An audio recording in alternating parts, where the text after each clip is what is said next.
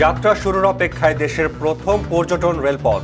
চট্টগ্রাম থেকে কক্সবাজার যেতে প্রাকৃতিক সৌন্দর্য মুগ্ধ করবে যাত্রীদের।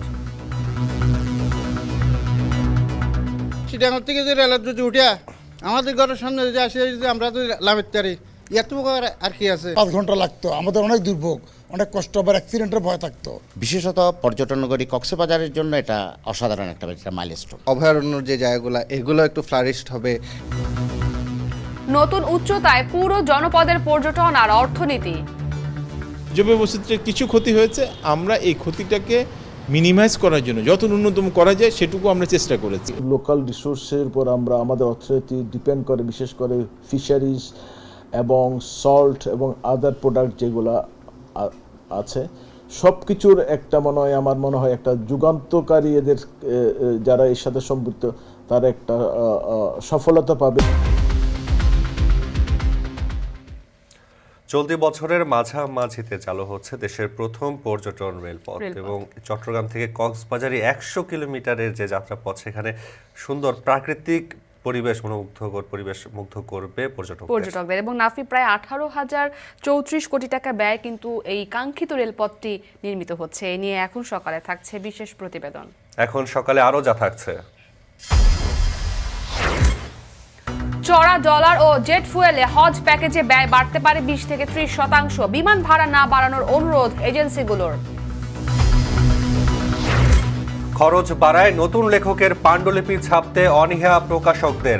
বই না কমিয়ে মুদ্রণ সীমিতের আহ্বান বাংলা একাডেমির। সিডি ক্যাসেট হারিয়ে যাওয়ায় সঙ্গীত শিল্পীদের উপার্জনের ধারায় বিবর্তন। বেশি অর্থ আসছে ইউটিউব সহ উৎসবে, কনসার্টে। 21শে ফেব্রুয়ারি ফাল্গুন ও ভালোবাসা দিবস ঘিরে বিরুলিয়ায় 300 হেক্টর জমিতে ফুল চাষ, 2.5 কোটি টাকায় বিক্রির আশা।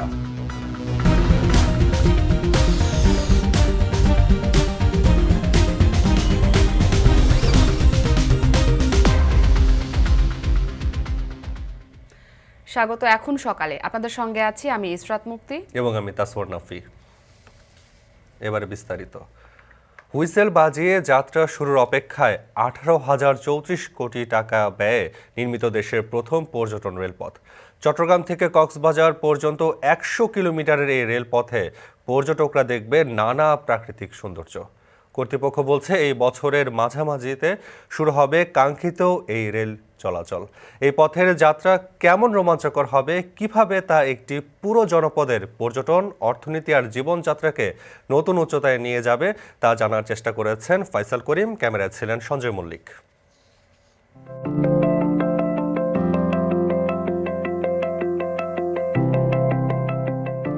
বাড়ি থেকে কয়েকশো গজ সামনে গেলেই নতুন ঝকঝকে রেলপথ, যা এঁকে বেঁকে গ্রামের মেঠো পথ ঘেঁষে বিলীন হয়েছে দিগন্তে।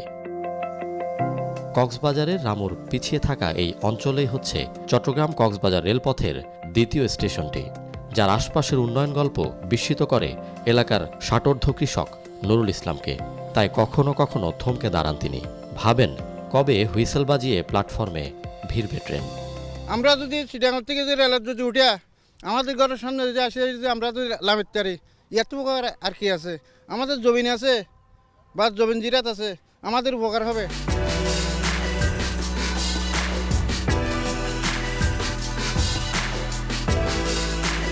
এই বছরই রেলপথ চালুর ঘোষণা শ্রমিকদের ব্যস্ততা যেন বাড়িয়েছে কয়েক গুণ।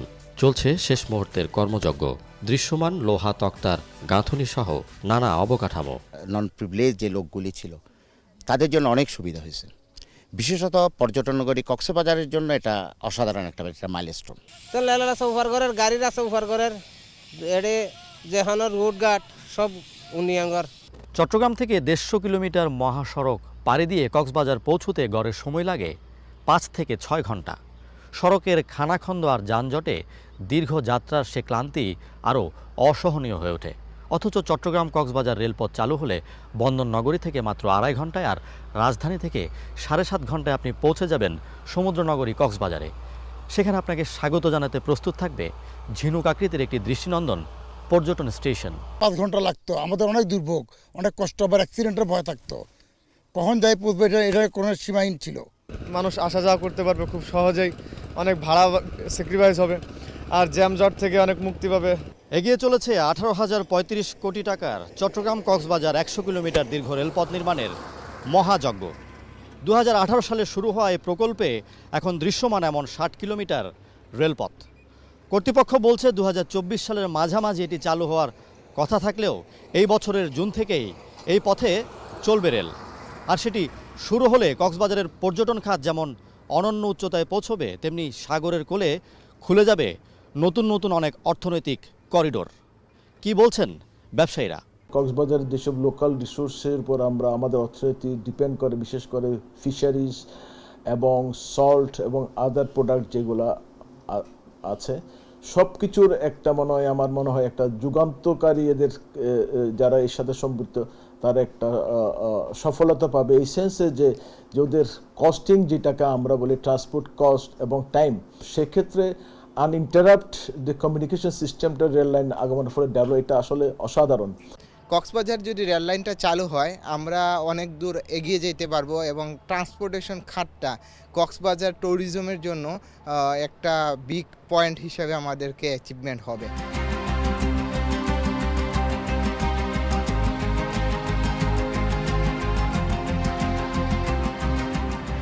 দেশের আর কোনো রেলযাত্রায় এত বৈচিত্র্যময় প্রাকৃতিক সৌন্দর্য দেখার সুযোগ নেই।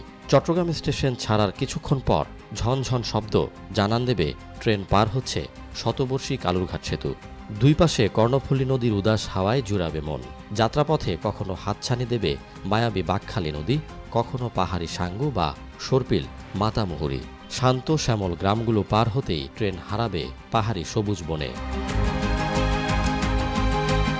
দেশের অন্যতম বন্যপ্রাণী বনাঞ্চল চুনতির অভয়ারণ্য সহ কয়েকটি সবুজ বনাঞ্চলের ভেতর দিয়ে এই রেলপথ এঁকে বেঁকে মিলিয়ে যাবে পাহাড়ি রাজ্যে। উইন্ডো স্ক্রিনে হয়তো ধরা পড়বে দূরের কোনো বন্য হাতির দল, নয়তো বানরের ঝাঁক। আশপাশ থেকে কানে ভেসে আসবে মন ভোলানো কোনো পাখির ডাক।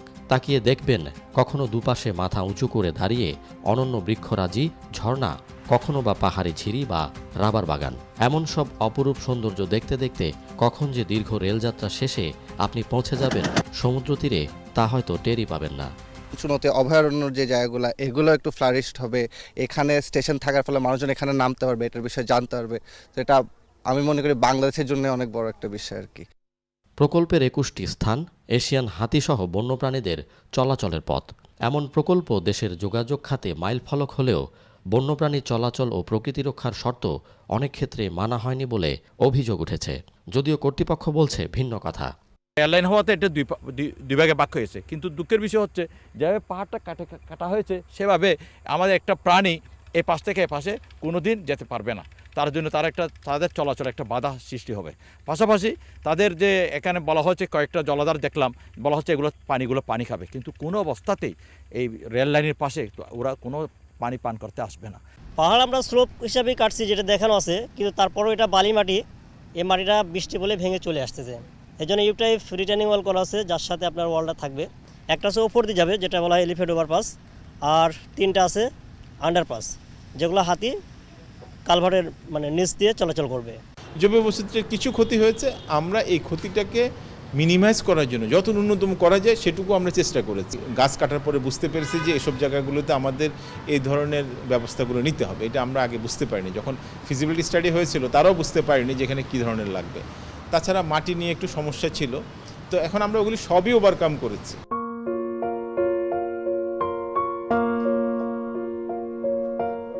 প্রকল্পের মেয়াদ শেষ হওয়ার আগেই এই পথে রেল চালুর ঘোষণা দিয়েছে কর্তৃপক্ষ। তবে চট্টগ্রামের পুরনো ও ঝুঁকিপূর্ণ কালুরঘাট সেতু হয়ে ট্রেন কিভাবে কক্সবাজার যাবে তা নিয়ে আছে নানা প্রশ্ন।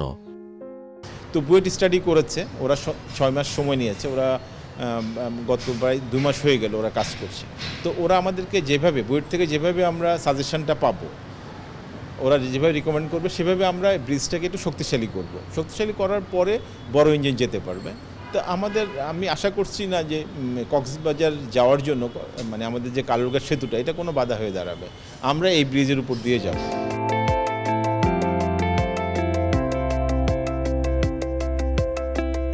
দেশের প্রথম এই পর্যটন রেলপথের কোচগুলো দেখতে যেমন আধুনিক ও দৃষ্টিনন্দন হবে, তেমনি এর বিভিন্ন বগিতে থাকবে ওয়াইফাই, এলইডি স্ক্রিন, পর্যটন সম্পর্কিত ধারাভাষ্য সহ নানা সুযোগ সুবিধা। ফয়সাল করিম, এখন চট্টগ্রাম।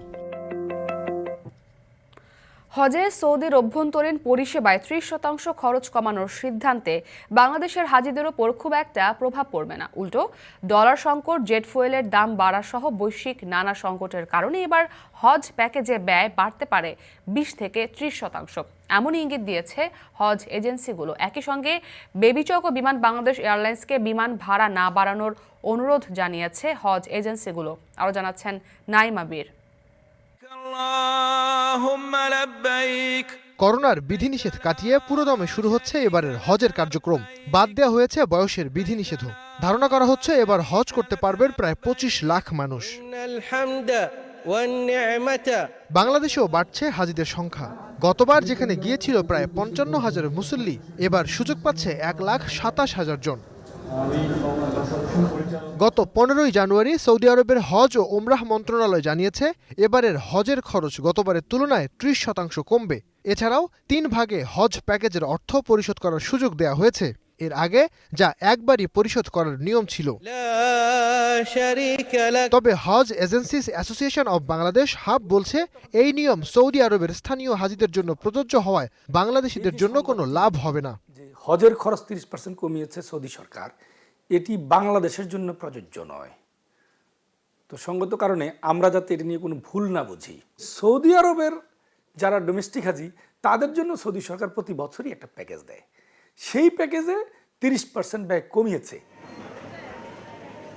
উল্টো ডলার সংকট, জেট ফুয়েলের দাম বাড়া সহ বৈশ্বিক নানা সংকটের কারণে এবার দেশের হজ প্যাকেজে ব্যয় বাড়তে পারে 20 থেকে 30%।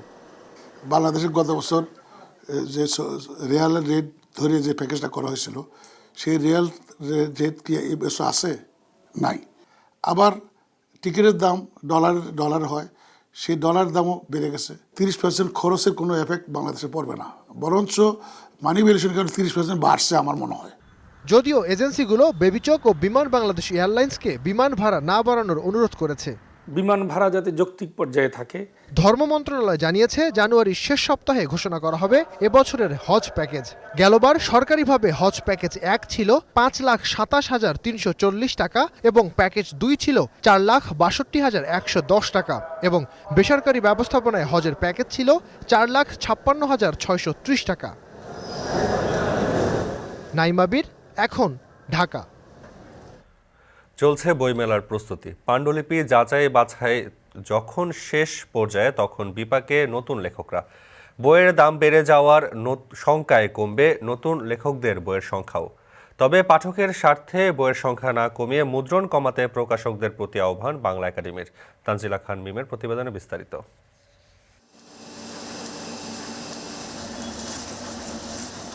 কাগজের দাম বাড়ায় এবছরের বইমেলায় বাড়ছে বইয়ের মূল্য, কিন্তু এর প্রভাব সরাসরি পড়েছে নতুন লেখকদের ওপরে। একে তো খরচ বেড়েছে, তার উপর পাঠক গ্রহণযোগ্য হবে কিনা এই প্রশ্নের মুখোমুখি হয়ে নতুন লেখকদের বই ছাপায় অনাগ্রহী প্রকাশকরা। যেখানে প্রতি বছর বইমেলায় নতুন লেখকের বই আসত 5,000-এর মতো, এবার তা হবে মাত্র 1,500। পরিসংখ্যানে দেখা যায় এবছর অনন্যা, অন্বেষা, অন্নধারার মতো বেশিরভাগ জনপ্রিয় প্রকাশনীর নতুন লেখকদের বই ছাপার তালিকা নেমে এসেছে 3 ভাগের 1 ভাগে। এ নিয়ে আক্ষেপের সুর রয়েছে নতুন লেখকদের মনেও। কেউ কেউ আবার জানিয়েছেন নিজেদের প্রথম বই প্রকাশের অভিজ্ঞতাও। নতুন লেখকের বই নিয়ে প্রকাশকরা একটা দ্বিধাদ্বন্দ্বের মধ্যে থাকে, আমার বই চলবে কিনা, পাঠক নিবে কিনা, উনি বেচতে পারবে কিনা, কারণ উনি তো এখানে মূলধন তার বাজার লাগাচ্ছে কাজে, সে টাকাটা বেরিয়ে আসবে কিনা, সেটা কে নিশ্চয়তা দেবে? প্রকাশকরা তো লেখা পাণ্ডুলিপি কিভাবে বের করবে, কিভাবে জানবে নতুন লেখকরা ভালো লিখছে? তারা তো পাণ্ডুলিপি পড়ে দেখে না। আমি বাংলা বাজারে গেলাম, আমার বই কত কপি বিক্রি হবে, আমার বই আমি কত কপি কিনে নিব যখন আমি টাকা দিয়ে বই প্রকাশ করেছি, তাতে এটা নিয়েই পড়ে আছে। 1,000 টাকা দিয়ে 500 টাকাতে বার্গার কিনে কিনবো, কিন্তু 1,500 টাকা দিয়ে বই কিনবো না। এই মন মানসিকতা আমাদের চেঞ্জ করতে হবে। বইয়ের পৃষ্ঠার সংখ্যা দিয়ে কখনোই বইয়ের মূল্য আর লেখকের মান নির্ধারণ সম্ভব নয়। বাজারে নতুন শৌখিন লেখক যেমন আছেন, তেমনি আছেন প্রতিভাবান লেখকও, বললেন হাল আমলের জনপ্রিয় এই লেখক। যে বইমেলায় যদি 5,000 বই বিক্রি হয়, এর মধ্যে আপনি দেখবেন যে একটা সিংহভাগই হচ্ছে শৌখিন লেখক। হ্যাঁ, হয়তো তারা এটি এমনি বইটি বের করেছেন, তাদের আসলে লেখালেখি নিয়ে ওই প্রসপেক্টটা হয়তো নাই, যে বইটার পৃষ্ঠা সংখ্যা 40, তাহলে এটার দাম কত টাকা হওয়া উচিত, মানে 40 পৃষ্ঠার সাপেক্ষে এটার দাম নির্ধারিত হওয়া উচিত। কিন্তু তাই যদি হয়, তাহলে বইয়ের যেই লেখক, তিনি যে 6 মাস সময় দিয়ে, শ্রম দিয়ে, মেধা দিয়ে একটি বই লিখেছেন, তার যেই ইন্টেলেকচুয়াল প্রপার্টি, সেটার ভ্যালুটা আসলে কী? নতুন লেখকদের বই মেলায় যেন প্রকাশকরা আনতে পারেন, তার জন্য সরকারকে এগিয়ে আসার আহ্বান লেখক ইমদাদুল হক মিলনের। নতুন লেখকরা ক্ষতিগ্রস্ত হবে এই কারণে যে তাদের বইগুলো তো প্রকাশকরা বের করবেন। ওরা বছরে একটাই সময়, বইমেলার সময় কিছু বই কিছু প্রকাশককে রিকোয়েস্ট করে বইগুলি প্রকাশ করে, এবং অনেক প্রকাশক আছেন যারা নতুন লেখকদের বই প্রকাশ করতে আগ্রহী। তো সেই জায়গাটিতে এবার আমরা কিন্তু খুব ক্ষতিগ্রস্ত হব। সেই কারণে যেটা করা উচিত আমি মনে করি যে এবছর সরকারের একটু উদ্যোগী হওয়া উচিত ছিল এক্ষেত্রে, যে তাদেরকে যদি একটা ভর্তুকি দেওয়া যায় প্রকাশকদের, নতুন লেখকদের ক্ষেত্রে, সেটা হলে খুব কার্যকর একটা ব্যাপার হতো। এদিকে বাংলা একাডেমি বলছে, বইয়ের দাম বৃদ্ধিতে লেখকের লেখা না ছাপালে সৃষ্টিশীলতা ব্যাহত হবে। আগে একটা নতুন লেখকের সংখ্যা আমি 1200 বা 1300 ছাপতাম, এখানে আমি এবার 3 জন লেখককে ভাগ করে দেব, আমি 300 করে ছাপবো। তাহলে সেক্ষেত্রে হয়তো বা দেখা গেল 3 জন লেখকের বইটা তো অন্ততপক্ষে বের হলো। পুরাতন যারা লেখক রয়েছেন তারা যদি মনে করে যে নবীনদের ছেড়ে দেওয়ার প্রয়োজন, তখন বইমেলাকে কেন্দ্র করে হয়তো পুরাতন কোনো লেখকের হয়তো বা 6টা বা 7টা বইও বের হয়। তারা যদি নতুনদের উদ্যোগে যদি মনে করে যে ঠিক আছে, আমি এবার একটা স্যাক্রিফাইস করে আমি নবীনদের জন্য দিলাম, সেখানেও কিন্তু একটা স্কোপ হতে পারে নবীনদের জন্য আসার কারণে। প্রতি বছর বইমেলায় হাজার হাজার বই প্রকাশিত হয়, কিন্তু তার মধ্যে ঠিক কতজন প্রকৃত মানের লেখক তা নিয়ে প্রশ্ন রয়েছে সকলের মনেই।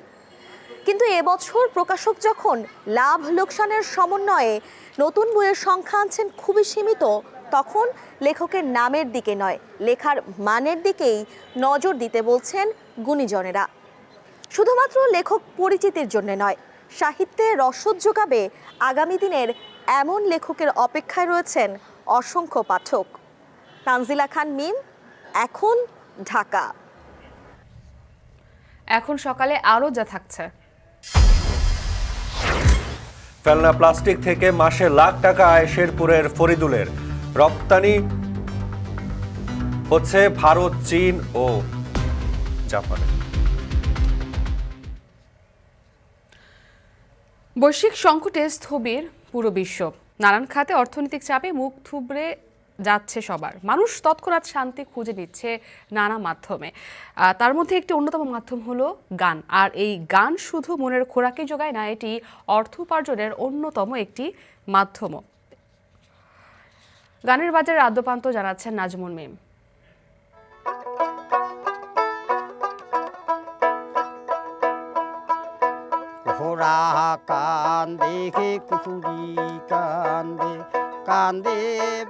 কালের পরিক্রমায় নজরুল রবীন্দ্রনাথের গান মানুষের মনে জায়গা করে নেয়।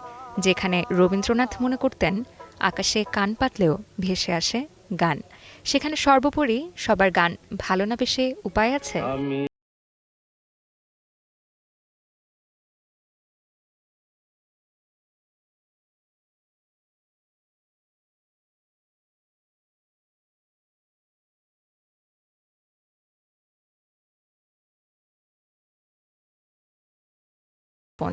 এরপরই বিশাল এক গানের বাজার তৈরি হয়। সেই এক সময়ের জনপ্রিয় কলের গান এখন কোথায়?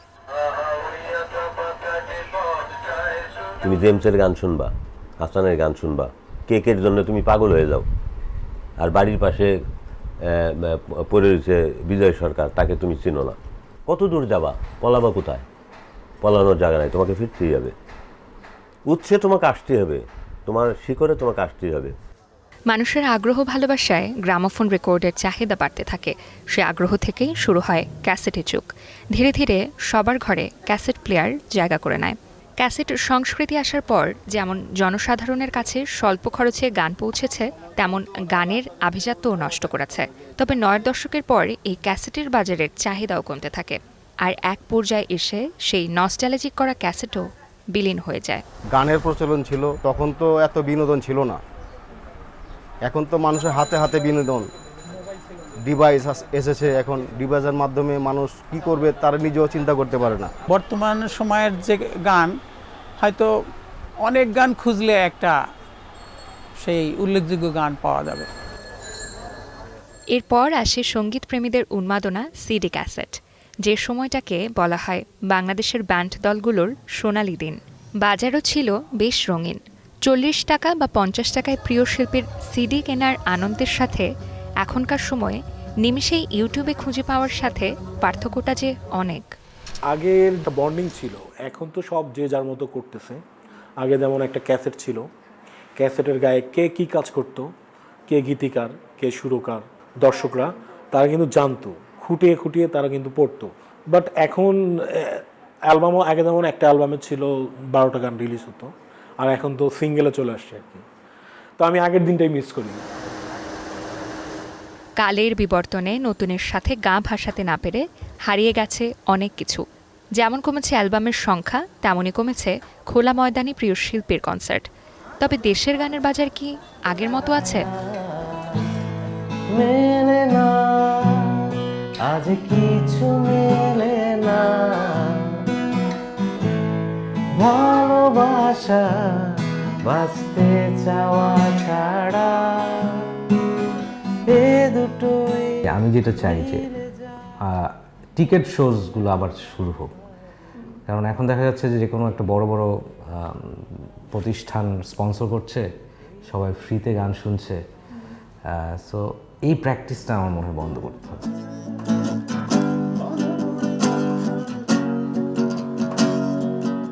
কেউ কেউ নিজেকে আড়াল করে, আবার কেউ বা যুগের সাথে নিজেকে মিলিয়ে স্বাগত জানাচ্ছে এই ট্রান্সফরমেশনকে। নতুন নতুন মাধ্যমকে ব্যবহার করে এই গানের বাজারকে চাইলে আরও সমৃদ্ধও করা যায়। নতুন নতুন নানান রকমের ফরম্যাট আসছে, যে ফরম্যাটের ভিতর দিয়ে কিভাবে একজন শিল্পীকে রয়্যালিটি দেওয়া যায়, কিভাবে একটা শিল্পীর গান লাখ লাখ বার প্রচারিত হচ্ছে কিন্তু সে টাকাটা পাচ্ছে না কেন, এগুলোর কথা হচ্ছে, একটু একটু করে হচ্ছে। এগুলো যত বেশি হবে তখন শিল্পী টাকা পাবে, শিল্পী নানা রকমের সংকটে তার পাশে আমরা ইন্ডাস্ট্রি দাঁড়াতে পারবে।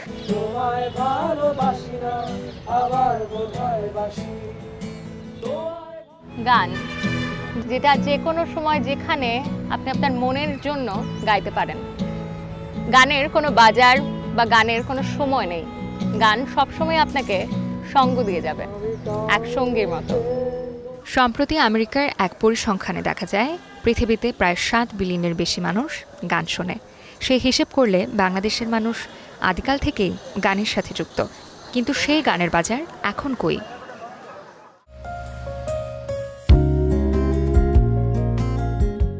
সঙ্গীতের সময় ভিন্ন, স্বাদ ভিন্ন, যুগের সাথে তাল মিলিয়ে পরিবেশনের মাধ্যমও ভিন্ন। শুধুই ভিউ কেন্দ্রিক না হয়ে বরং সোনালি দিনের আভা খানিকটা ছড়িয়ে দিলে মন্দ হয় না। নাজমুন মিম, এখন, ঢাকা। এখন সকালের পর্যায়ে নিচ্ছে ছোট্ট একটি বিরতি, ফিরছি একটু পর, সাথেই থাকুন।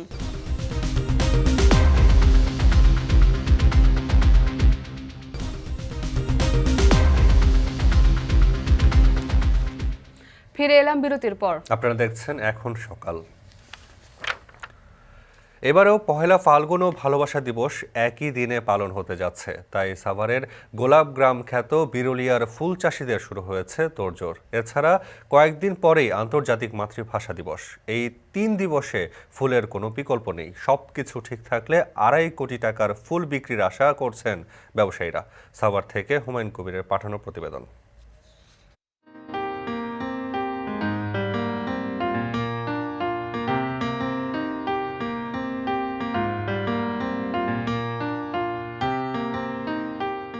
দিগন্ত জোড়া মাঠে গোলাপের লালে রঙিন হয়ে উঠেছে গোলাপগ্রাম খ্যাত সাভারের বিরুলিয়া। বিস্তীর্ণ মাঠ জুড়ে দোল খাচ্ছে গোলাপ, জারবেরা, গ্লাডিওলাস, রজনীগন্ধা, চন্দ্রমল্লিকা সহ হরেক রকমের ফুল। বাতাসে ফুটন্ত ফুলের দোলে রং লেগেছে ফুল চাষিদের মনেও। সৌন্দর্য ও বিশুদ্ধতার প্রতীক ফুলের চাহিদা থাকে সব সময়। সারা বছরই বিয়ে, জন্মদিন সহ নানা অনুষ্ঠানে প্রয়োজন হয় ফুলের। তবে 21শে ফেব্রুয়ারি ভালোবাসা দিবস আর পহেলা ফাল্গুন ঘিরে চাহিদা বেড়েছে কয়েক গুণ। ফুলকেন্দ্রিক এই দিবসগুলোকে সামনে রেখে ফুলের চাহিদা মেটাতে রাত দিন কাজ করছেন বিরুলিয়ার ফুল চাষিরা। প্রতি বছর বিভিন্ন উৎসবে দেশের 1/3 ফুলের চাহিদা পূরণ করে আসছে সবুজ লালে ঘেরা 11 বর্গমাইলের এই গ্রামটি। বাজারটা ঠিক আছে, দাম ভালো পাইতেছি। আশা করি 21 ফেব্রুয়ারি পর্যন্ত ভালো দাম পাবো। কাঁচা সবজি করে ওইটার থেকে এই ফুল বাগান তো মনে করো সারা বছর ধরে থাকান যায়। 14 ফেব্রুয়ারি ভালোবাসা দিবস, এই উপলক্ষে মনে করেন দাম আরো ভালো যাওয়ার আশা করছি আমরা। গোলাপের পাশাপাশি এই গ্রামে বাণিজ্যিকভাবে চাষ হচ্ছে নানা রঙের বিদেশি জাতের জারবেরা এবং গ্লাডিওলাস ফুল। প্রতিদিনই বিরুলিয়ার মন্তাপাড়া ও উত্তর দক্ষিণ শ্যামপুরে জমে ওঠে ফুল বেচা কেনার হাট। প্রতিটি ফুল পাইকারি বিক্রি হচ্ছে 8 থেকে 10 টাকায়। এবার ফুল 8 থেকে 10 টাকা করে বিক্রি হইতেছে। বিঘায় আপনার অনেক ফুল হয়, প্রতি বিঘায় এবছরে প্রায় 2 লাখ টাকা লাভের আশা করছি আর কি। বিরুলিয়ায় চলতি মৌসুমে 300 হেক্টর জমিতে ফুলের চাষ হয়েছে। প্রতি বছরের মতো এবারেও এসব দিবসকে সামনে রেখে 2.5 কোটি টাকা ব্যবসার পরিকল্পনা করছে ফুল ব্যবসায়ীরা। ফুলের গুণগত মান এবং ফলন ভালো হয়েছে, সেজন্য চাষিরা অন্যান্য বছরের তুলনায় এই বছর ফুলের দাম অনেক বেশি পাচ্ছে। আমরা তাদেরকে প্রশিক্ষণের মাধ্যমে এসব বিষয়ে সচেতন করে থাকি, যেন তারা ফুল চাষ করতে গিয়ে কোনো সমস্যার সম্মুখীন না হয়। দেশের গোলাপ ফুলের চাহিদার সিংহভাগ আসে সাভারের বিরুলিয়া থেকে। ইউনিয়নের প্রায় প্রতিটি গ্রামেই সারা বছর বাণিজ্যিকভাবে চাষ হয় ফুলের। এখন সাভার। এবারে আন্তর্জাতিক বাণিজ্য মেলায় সবচেয়ে কম দামে খাবার পানির বোতল মিলছে 5 নম্বর স্টলে। আর এই বিশুদ্ধ পানি তৈরিতে কাজ করছেন শারীরিকভাবে বিশেষ চাহিদা সম্পন্ন ব্যক্তিরা। এছাড়াও তাদের তৈরি করা বিভিন্ন পণ্যও মিলবে এই স্টলে। আরও জানাচ্ছেন সুলতানা স্বর্ণা। সরকার 2004 সালে পানি বোতলজাত করা ও প্লাস্টিক পণ্য উৎপাদন প্লান্ট প্রতিষ্ঠা করে গাজীপুরের টঙ্গীতে, যেখানে কর্মরত সবাই শারীরিকভাবে বিশেষ চাহিদা সম্পন্ন ব্যক্তি। বর্তমানে প্লান্টটিতে প্রায় 2 শতাধিক বিশেষ চাহিদা সম্পন্ন মানুষ কাজ করছেন, আর তাদের তৈরি করা বিভিন্ন পণ্যই মিলছে এবারের আন্তর্জাতিক বাণিজ্য মেলায়। দোকানের বাইরে সাজানো ছোট বড় বিভিন্ন পানির বোতল। মেলা প্রাঙ্গণে সবচেয়ে কম খরচে এখানেই মিলছে বিশুদ্ধ পানি। অনেক দর্শনার্থী জানেন না যে এগুলো বিশেষ চাহিদা সম্পন্নদের হাতে তৈরি। আমি এটা জানতাম না, আমি পানির এটা দেখে ঢুকছি, তারপর ওই যে ম্যানেজার সাহেব বলতেছিল যে এটা যে প্রতিবন্ধীদের। পানি ছাড়াও প্লাস্টিকের পণ্য দেখতে মেলার 5 নম্বর স্টলে ভিড় অনেকেরই। বিভিন্ন আকারের এয়ারটাইট বক্স, বালতি, মগ, বেলচা সহ গৃহস্থালির বিভিন্ন প্লাস্টিক পণ্য পাওয়া যাচ্ছে এই স্টলে। সমাজ কল্যাণ মন্ত্রণালয়ের উদ্যোগে মৈত্রী শিল্পের এই উদ্যোগের প্রশংসা করেন ক্রেতা দর্শনার্থীরা। এসব পণ্যের মান নিয়েও সন্তুষ্ট গ্রাহকরা।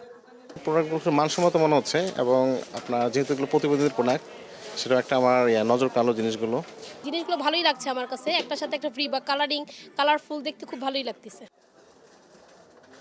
দেশি বিদেশি বিভিন্ন প্লাস্টিকের ব্র্যান্ডের ভিড়ে মৈত্রীর পণ্যের আরও প্রচারের পরামর্শ গ্রাহকদের।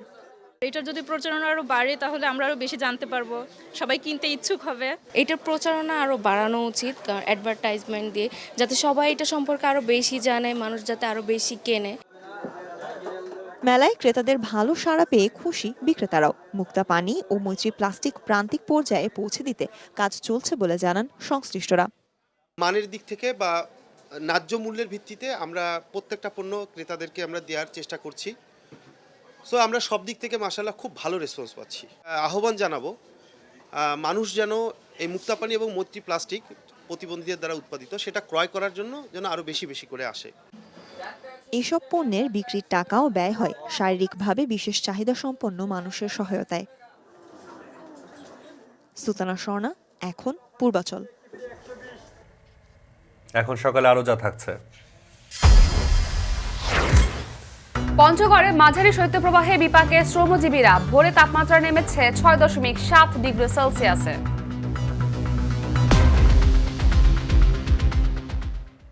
শেরপুরে ফেলে দেওয়া প্লাস্টিক থেকে মাসে লাখ টাকা আয় করছেন ফরিদুল ইসলাম নামে এক ব্যবসায়ী। নকলা উপজেলার এই বাসিন্দা প্রতি মাসে তার কারখানায় 10 থেকে 15 টন প্লাস্টিক টুকরা তৈরি করেন। স্থানীয় চাহিদা পূরণের পাশাপাশি যা রপ্তানি করা হচ্ছে ভারত, চীন, জাপান সহ বিশ্বের বিভিন্ন দেশে। জাহিদুল খান সৌরভের প্রতিবেদনে বিস্তারিত। 1985 সালের ঢাকার ইসলামাবাগের একটি প্লাস্টিক কারখানায় চাকরি নেন ফরিদুল ইসলাম। দীর্ঘ অভিজ্ঞতার পর 2006 সালে ফিরে আসেন নিজ জেলা শেরপুরে। অল্প পুঁজি নিয়েই শুরু করেন নিজের ব্যবসা। জেলার নালিতাবাড়ি, নগলা সহ আশপাশের এলাকা থেকে ফেলে দেওয়া প্লাস্টিক সামগ্রী সংগ্রহ করে স্ক্র্যাপ মেশিনে শুরু করেন টুকরো করার কাজ। এরপর রং অনুযায়ী আলাদা করা হয় এসব টুকরো, পরে রোদে শুকিয়ে প্রস্তুত করা হয়। সব শেষে প্লাস্টিকের এসব টুকরো পাঠানো হয় ঢাকা, ময়মনসিংহ, জামালপুর সহ বিভিন্ন স্থানে। এমনকি রপ্তানিও করা হয় ভারত, চীন, জাপান সহ বিভিন্ন দেশে। কাটিং করিয়া রোদে শুকাইয়া দুলাই করিয়া তারপরে ঢাকাতে ইসলামবাগে বিক্রি করি। আবার দেখা গেল যে এইখান থেকেও কিছু কিছু পার্টি আসে, তাদের কাছেও আমি বিক্রি করি। তাতে দেখা গেল যে এইখানে 20 জনের মতো লোকজন কাজ করে, তাদেরকে দৈনিক বেতন হিসাবে দেই। ফরিদুল ইসলামের কারখানায় কাজের সুযোগ হয়েছে অনেক স্থানীয় মানুষের। নিয়মিত কাজ করছেন অন্তত 20 জন শ্রমিক, বেতনও পাচ্ছেন ভালো। এমনকি এই কারখানা দেখে নিজেকে উদ্যোক্তা হিসেবে গড়তে অনুপ্রাণিত হচ্ছেন কেউ কেউ। অনেকদিন যাবত ধরে শুনছি এখানে পুরাতন প্লাস্টিকগুলো সংগ্রহ করার পর এখানে আনার পর প্রসেসিং করার পর ঢাকায় বিভিন্ন জায়গায় বিক্রি করা হয়। এই ব্যবসাটি খুবই শুনেছি লাভজনক ব্যবসা। তো ভবিষ্যতে আমিও এরকম ব্যবসা করব বলে আশাবাদী। পেট্রোলাসি দেখার জন্য এখানে অনেক প্লাস্টিক পুরা করে বিক্রি করা হয়। আমি চাচ্ছি ব্যবসাটা করার জন্য, অনেক লাভজনক ব্যবসাটা। পানি বোতল সাদা, সবুজ, তারপরে RFL, এমনি এটি মোলাম, এগুলো আমরা তারপরে কাটিং করে আলাদা আলাদা কাটিং করে রোদ্রে শুকাই। শুকানোর পর এটা আমরা আবার গাড়ি বইরা ঢাকা পাঠায়। বাঙালি দেশে কাজ করতে করার পরে যাই কিছু টাকা পাই, এটি দিয়েই আপাতত সংসার চলে। জেলার বিসিক শিল্পনগরীতে রয়েছে বেশ কিছু কারখানা। এখানকার কর্মকর্তা জানান, উদ্যোক্তা তৈরির পাশাপাশি তাদের সহজ শর্তে ঋণ দিতে কাজ করছেন তারা। তো আমরা চেষ্টা করব ওনার জন্য আমরা পরবর্তীতে বিজনেসে আরো সহযোগিতা করতে পারি। উনি যদি আমাদের কাছে আসেন, আমরা চেষ্টা করব ওনার ব্যবসায় আমরা আরো বিভিন্ন প্রকার কারিগরি সহায়তা হতে পারে কিংবা ঋণ সংক্রান্ত হতে পারে। উনি আমাদের কাছে যে কোনো প্রকার সহযোগিতার জন্য আসলে আমরা চেষ্টা করব ওনাকে সার্বিক সহযোগিতা করার জন্য। ফরিদুল ইসলাম তার কারখানায় প্রতি মাসে প্রায় 15 টন প্লাস্টিক টুকরো তৈরি করেন, যা থেকে তার লাভ দাঁড়ায় লাখ টাকারও বেশি। জাহিদুল খান সৌরভ, এখন শেরপুর। এখন সকালে নিচ্ছে আরো একটি ছোট্ট বিরতি। ফিরছি একটু পর, সাথেই থাকুন।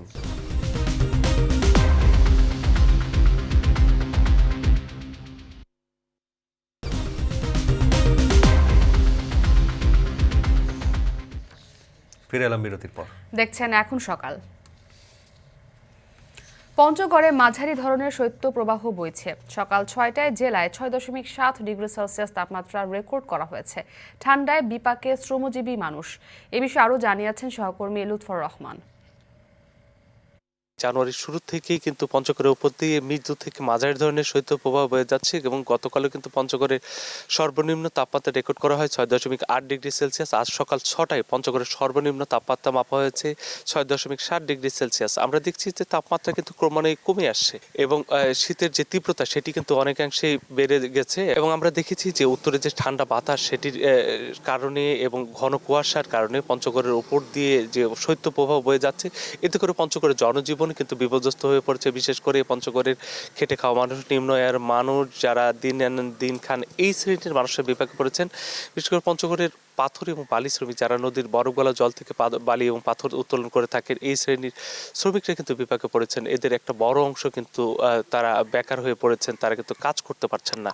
সেই সাথে বলে রাখি, পঞ্চগড়ের যে সকল ছিন্নমূল মানুষ বা যারা দরিদ্র শীতার্থ রয়েছেন, তারা কিন্তু প্রয়োজনীয় সংখ্যক শীত বস্ত্রের অভাবে কষ্টে রাত পার করছেন। আমরা দেখেছি অনেকে কিন্তু খড়কুটো জ্বালিয়ে শীত নিবারণের চেষ্টা করছেন। সেই সাথে বলে রাখি, জেলা প্রশাসনের পক্ষ থেকে এখন পর্যন্ত সরকারি বেসরকারিভাবে প্রায় 50,000 মতো শীতবস্ত্র বিতরণ করা হয়েছে। এর পাশাপাশি বলে রাখি যে পঞ্চগড়ের যে সকল হাসপাতালগুলো রয়েছে সেখানে কিন্তু আবারও শীতজনিত রোগে আক্রান্ত রোগীর সংখ্যা বাড়তে শুরু করেছে। হাসপাতালে ভেতরে বাইরে প্রত্যেক জায়গায় কিন্তু রোগীর ভিড় থাকছে। বিশেষ করে হাসপাতালের বহির্বিভাগে কিন্তু ভিড় বেড়েছে। আমরা তেঁতুলিয়া আবহাওয়া পর্যবেক্ষণকারী কর্মকর্তাদের সাথে কথা বলেছি। তারা আমাদেরকে জানিয়েছেন এই জানুয়ারি মাসে আরও অন্তত 2টি শৈত্যপ্রবাহের পূর্বাভাস রয়েছে। আজ এখন পর্যন্ত কিছু সূর্যের দেখা মেলেনি এবং হালকা কুয়াশা চাদরে ঢাকা রয়েছে পথঘাট এবং উত্তরে যে ঠান্ডা বাতাস সেটি থেমে থেমে বয়ে চলেছে এই জনপদের উপর দিয়ে। তো এই ছিল আমার কাছে পঞ্চগড় থেকে শীতের সার্বিক অবস্থা। এখন সকালে আরও যা থাকছে।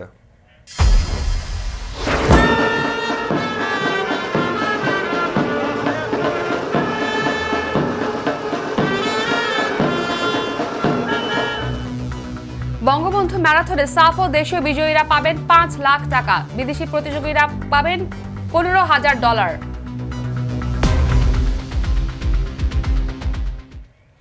এখন সকালে নিচ্ছে আরো একটি বিরতি, ফিরছি একটু পর, সাথেই থাকুন।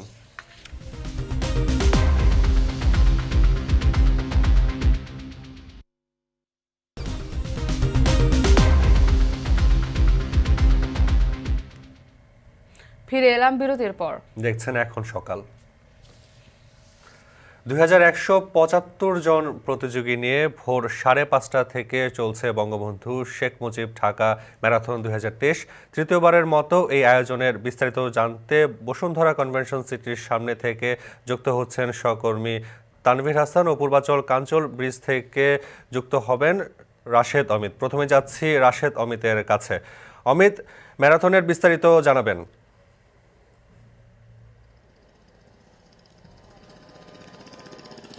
সেটা হচ্ছে, আমি এই যে প্রান্তিকে আছি এটা হচ্ছে মানে যারা পুরো রাউন্ড হচ্ছে চক্কর দিবে এই ম্যারাথনে অংশগ্রহণকারী এলিট এবং দেশি যারা রানার আছে তারা পুরো এই যে 21 এবং 42 কিলোমিটার দৌড়াবে সেই অর্ধেক যেটি মানে হাফ পয়েন্ট যেটি সেখানটাতে আছে, যে এখান থেকে হচ্ছে এরই মধ্যে কিন্তু এলিট রানার যারা আছে যারা হচ্ছে বিভিন্ন বড় বড় অলিম্পিক থেকে শুরু করে অন্য অন্য বড় বড় ইভেন্টে যারা অংশগ্রহণ করে তারা কিন্তু এরই মধ্যে এই ফুল ম্যারাথনের অর্ধেক কিন্তু তারা পার হয়ে গিয়েছে। এরই মধ্যে হয়তো তারা অনেকটাই বলা যায় যে ফিনিশিং লাইনের কাছাকাছি পৌঁছে গিয়েছে এবং এরই মধ্যে হাফ ম্যারাথনটাও শেষ হয়ে গিয়েছে। তবে যেটি হচ্ছে যে সকাল থেকে মানে ভোরের আলো ফোটার আগেই কিন্তু আসলে এই ম্যারাথনটা শুরু হয়েছে কনভেনশন হলের সামনে থেকে, বসুন্ধরা কনভেনশন। এবং এটি হচ্ছে এই বঙ্গবন্ধুর স্বদেশ প্রত্যাবর্তন দিবস উপলক্ষে প্রতি বছরই এটি আয়োজন করে যাচ্ছে বাংলাদেশ সেনাবাহিনী এবং সেই পরিক্রমায় এবার তৃতীয়বারের মতন আয়োজন করছে। এর আগের দুটি হয়েছে হাতিরঝিলে এবং এবার তারা এটি পূর্বাচলে আয়োজন করেছে এবং এই আয়োজনকে কেন্দ্র করে কিন্তু বেশ বড় ধরনের এই এলাকাতে কিন্তু একটা সাজ রব তৈরি হয় যে এই যখন এই ধরনের ম্যারাথন আয়োজন করা একটা সাধারণত এই ম্যারাথন আন্তর্জাতিক জায়গাতে আসলে খুব বড় দেশ বাইরে হয়ে থাকে, কিন্তু বাংলাদেশের ক্ষেত্রে এগুলোই সব মাত্র 3 বছর যাবত হচ্ছে এবং এই 3 বছরের প্রতিটি ম্যারাথনেই কিন্তু বিদেশি খেলোয়াড়দের আগ্রহের জায়গা তৈরি হয়েছে এবং বিদেশি খেলোয়াড়রা কিন্তু অনেক আসছে এই ম্যারাথনে অংশগ্রহণ করার জন্য। এবং দেশি রানার যারা আছে যারা আসলে ম্যারাথন বা বিভিন্ন গ্রুপের মাধ্যমে যারা আসলে দৌড়ে থাকে যে সপ্তাহে বা বিভিন্ন সময়, তারাও কিন্তু আসলে এই ধরনের ইভেন্টে অংশগ্রহণ করার সুযোগ পাচ্ছে। তবে এখানকার সর্বশেষ তথ্য হচ্ছে বলা যায় যে এই ম্যারাথনের সর্বশেষ দিকেই বলা যায়, কারণ এরই মধ্যে আসলে হাফ ম্যারাথন শেষ হয়ে গিয়েছে যতটুকু বুঝতে পারছি, কারণ হাফ ম্যারাথন অনেক আগেই এখান থেকে ক্রস করে গিয়েছে। অন্যদিকে হচ্ছে ফুল ম্যারাথনে যারা আছে তারাও মোটামুটি ক্রস করে গিয়েছে ছেলে এবং পুরুষ দল। পূর্বাচল কাঞ্চন ব্রিজ থেকে যুক্ত ছিলেন সহকর্মী অমিত হাসান। এবং এই বিষয়ে আরও জানাতে এবারে বসুন্ধরা কনভেনশন সিটির সামনে থেকে যুক্ত হবেন সহকর্মী তানভীর হাসান। তানভীর, আপনি তো আছেন বসুন্ধরা কনভেনশন সিটির সামনে, সেখান থেকে আপনি সর্বশেষ কি চলছে ম্যারাথনে তা জানাবেন।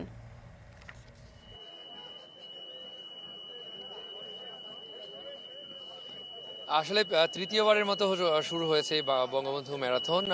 যেটা আমরা জানি যে বাংলাদেশের যে খেলাধুলা বা বাংলাদেশের যে সংস্কৃতি, ঢাকার যে ঐতিহ্য, পাশাপাশি নতুন যে প্রজন্ম তাদেরকে নতুনভাবে উদ্বুদ্ধ করার জন্যই কিন্তু এই ম্যারাথনের আয়োজন করা। পাশাপাশি একটা কথা বলে রাখতে চাই, সেটা হচ্ছে বঙ্গবন্ধু শেখ মুজিবুর রহমানের স্বদেশ প্রত্যাবর্তন দিবস উপলক্ষেই কিন্তু প্রথমবারের মতো আয়োজিত হয়েছিল এই ম্যারাথন। সেই ধারাবাহিকতায় এবার তৃতীয়বারের মতো আয়োজিত হচ্ছে সেই ম্যারাথন। অন্যান্য বছর আসলে আমরা যেটা জানি যে আর্মি স্টেডিয়াম থেকে শুরু হয়ে হাতিরঝিলে গিয়ে শেষ হতো, এবার প্রথমবারের মতো 300 ফিটের এই নতুন করে যেই শহর, সেই শহরেই আসলে নতুন করে শুরু হয়েছে এই ম্যারাথনের কার্যক্রম। আমি যদি প্রথম থেকে বলি যে এই পর্যন্ত আসলে 3 ক্যাটাগরিতে প্রতিযোগিতার অংশগ্রহণ করছে, ফুল ম্যারাথন, হাফ ম্যারাথন।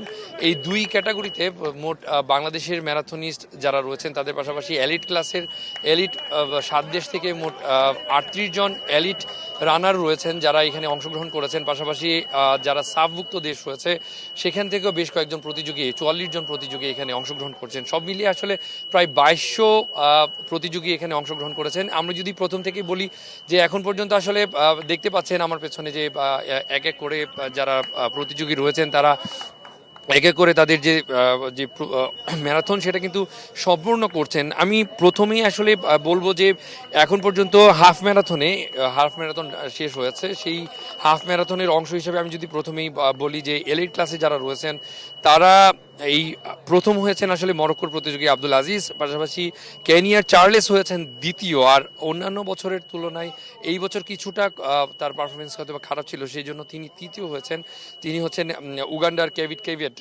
তো সেই জায়গা থেকে আসলে আমি যদি এখন টাকার অঙ্কটা বলি সেক্ষেত্রে এলিট ক্লাস যারা প্রতিযোগী রয়েছেন, রানার রয়েছেন, তারা ফুল ম্যারাথনে অংশগ্রহণ করার পরে যারা চ্যাম্পিয়ন হবেন তারা পাবেন $15,000। তো তার পাশাপাশি যারা হাফ ম্যারাথনে চ্যাম্পিয়ন হবেন তারা পাবেন $3,000। সেই ধারাবাহিকতা আসলে যদি বাংলাদেশের প্রতিযোগী বা সাফভুক্ত দেশগুলোর কথা বলি যারা আসলে কত টাকা করে এই প্রতিযোগিতায় অংশগ্রহণ করে পাবেন, আমি যদি সাফভুক্ত দেশের কথা বলি সেক্ষেত্রে আসলে প্রথম যেই ফুল ম্যারাথনে যে চ্যাম্পিয়ন হবেন সে পাবেন 5 লাখ। সেই ধারাবাহিকতায় আসলে এক এক করে কমতে থাকবে। যিনি হবেন তিনি 4, যে তৃতীয় হবেন তিনি 3 লাখ, এমন করে পঞ্চম স্থান অধিকারী যিনি আছেন তিনি পাবেন 2 লাখ টাকা।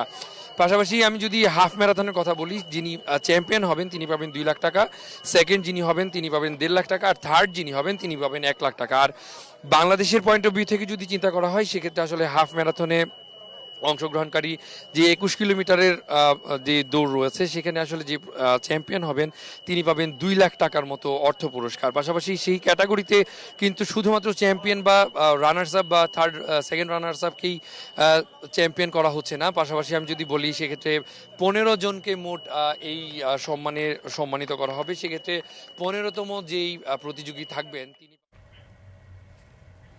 বঙ্গবন্ধু শেখ মুজিব ঢাকা ম্যারাথন 2023 চলছে, সেখান থেকে সবশেষ জানাচ্ছিলেন আমাদের সহকর্মীরা। আধুনিক প্রযুক্তি সভ্যতাকে এগিয়ে নিয়ে গেলেও যুদ্ধ যেন বারবার পিছিয়ে দিচ্ছে। যুদ্ধে ক্ষতিগ্রস্ত হয় অবকাঠামো, ধ্বংস হয় অর্থনীতি। আবার রাশিয়া ইউক্রেন যুদ্ধের প্রভাব পড়েছে পুরো বিশ্বে। যুদ্ধের কারণে শরণার্থীর সংখ্যা বাড়ছে, যা অন্য দেশের অর্থনীতিতে বড় ধরনের প্রভাব ফেলছে। দেশে দেশে যুদ্ধের ইতিহাস ও মানবাধিকার পরিস্থিতি নিয়ে এবারের আয়োজন।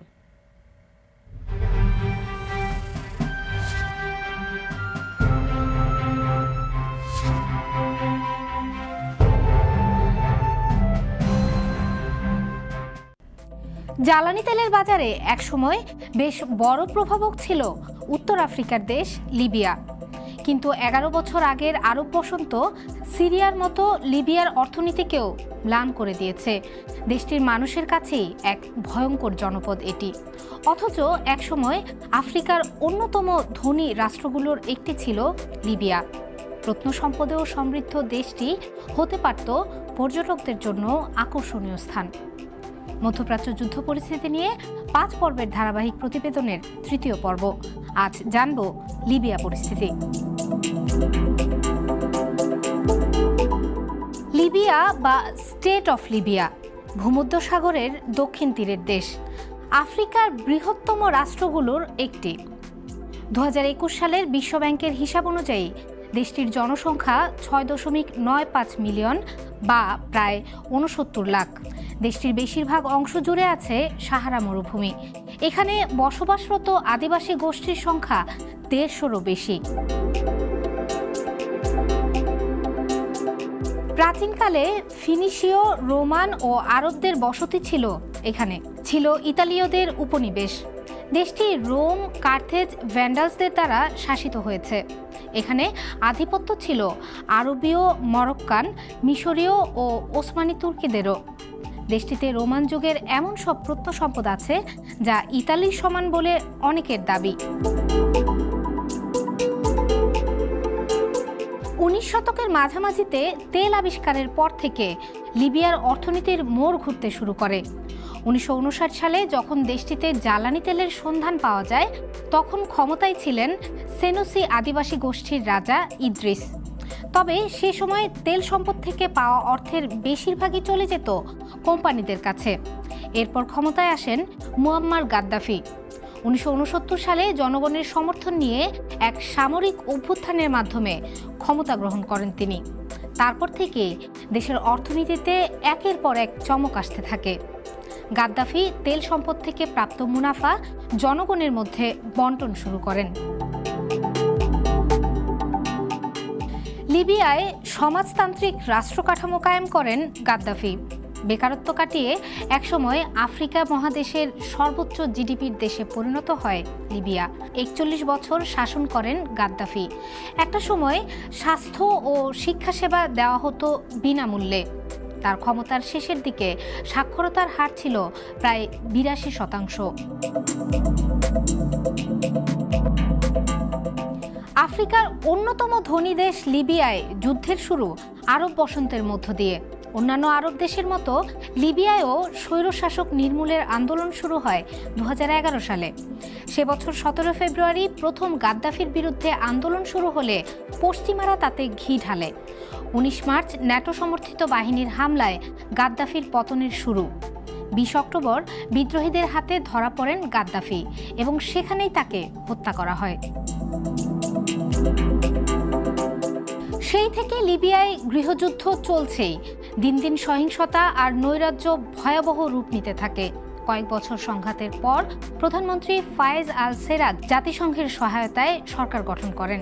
তবে পাশাপাশি বিভিন্ন বিরোধী গোষ্ঠীর জন্ম হতে থাকে, জায়গা করে নেয় আইএসও।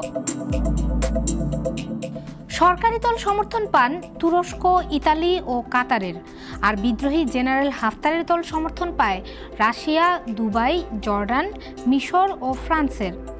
যুক্তরাষ্ট্র অবশ্য কখনো সেরাজ আবার কখনো হাফতারকে উৎসাহ দিয়েছে, আবার ইসলামী উগ্রপন্থীদের উপরও হামলা চালিয়েছে। সিরিয়ার মতো এখানেও বিভিন্ন গোষ্ঠীকে মদদ দিচ্ছে পশ্চিমারা। যুদ্ধের আগে দেশটির মানবাধিকার পরিস্থিতি ভালোই ছিল, কিন্তু যুদ্ধ দেশটির মানুষকে এক কঠিন অবস্থায় ফেলেছে। বেসামরিক মানুষের উপর দীর্ঘদিন ধরে চলছে সরকারি ও উগ্র গোষ্ঠীর চরম নির্যাতন। শিক্ষা, স্বাস্থ্য আর উন্নত জীবনের লিবিয়ানদের নিরাপত্তাই এখন সবচেয়ে বড় সমস্যা। পশ্চিম লিবিয়ায় ঘরবাড়ি ছেড়ে পালিয়েছে প্রায় 2 লাখ মানুষ। এখন সকাল শেষ করার আগে আরেকবার জানিয়ে দিচ্ছি প্রধান খবরগুলো। চড়া ডলার ও জেট ফুয়েলে হজ প্যাকেজে ব্যয় বাড়তে পারে 20 থেকে 30%। বিমান ভাড়া না বাড়ানোর অনুরোধ এজেন্সিগুলোর। খরচ বাড়ায় নতুন লেখকের পাণ্ডুলিপি ছাপতে অনীহা প্রকাশকদের। বই না কমিয়ে মুদ্রণ সীমিতের আহ্বান বাংলা একাডেমির।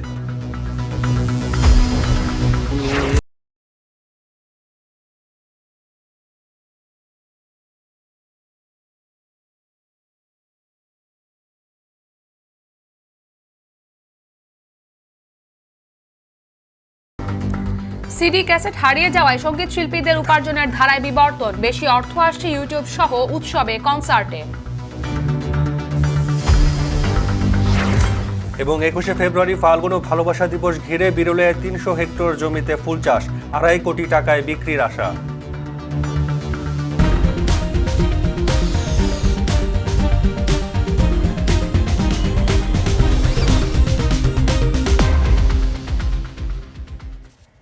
শেষ করছি এখন সকাল। এখন টেলিভিশন ফেসবুকে দেখতে ভিজিট করুন facebook.com/tv.এখন এবং ইউটিউবে দেখতে ভিজিট করুন youtube.com/echontv।